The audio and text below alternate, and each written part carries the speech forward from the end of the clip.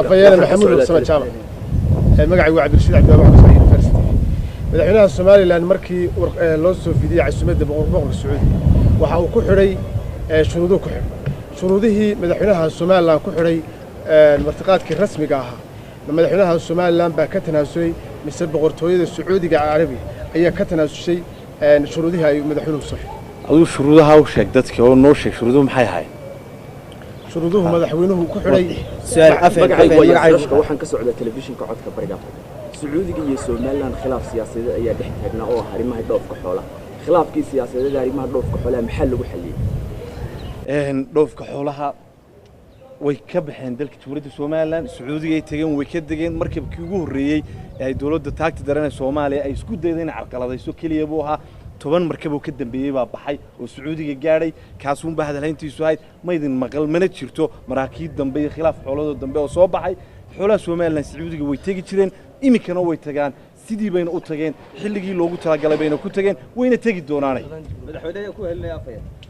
madaxweynaha safarka waxa ku helinaya wasiirka wasaaradda arrimaha gudaha Maxamed Kaahin Axmed wasiirka diinta iyo awqaafta Sheekh Khaliil Cabdullaahi Axmed wasiirka hawlaha guud guriyeenta iyo dhulka Cabdirashiid Ducaale Qambi la taliyaha madaxweynaha arrimaha siyaasadda علي محمد ورعده أفين مقعي يقول لي بان عثمان علي وحن كسر على تلفزيون كسان مدة لبيت تضادي برا مقالة هرقيس وحكو حروري محمد يوسف بكيله ورأيه شيء إنه مدحتويد وحري كافين هان واحد شيء إن هذا ضصي وكل جنتي وريا حارتها كجرا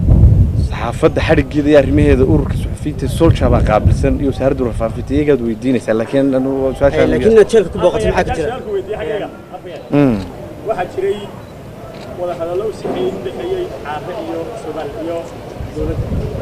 madaxweynaha ayaa usiinta arrimaha gudaha iyo waa dadkii ay ka go'aysay arrimaha nabadgelyada odayaal baa ku dhex jiray arrinkaasi miyuu sii taagnaanayaa se wala dhigay madaxweynuhu safar buu baxayaa xaq buu leeyahay inuu safro wasiirkiisa arrimaha gudaha uu raaci karaa dalkuna madaxweyne ku xigeen buu leeyahay wasiir ku xigeenka arrimaha gudaha uu joogaa shaqada qaranku sidii u socotay ayay u soconaysaa halkii bayna ka socon doontaa doonka u dambeeyay deegaanka soo waxa ka jiray rabshado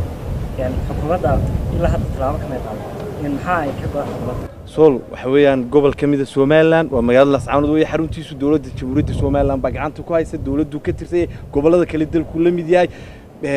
wax dhib oo ka jirtay waxa ka jira midna ma jirto maamulkii gobolka iyo kii degmada iyo ciidamada qalabkiisa way ku sugan yihiin warkaas adiga ayaa og rabshadaha ka jiray u sheeg dadka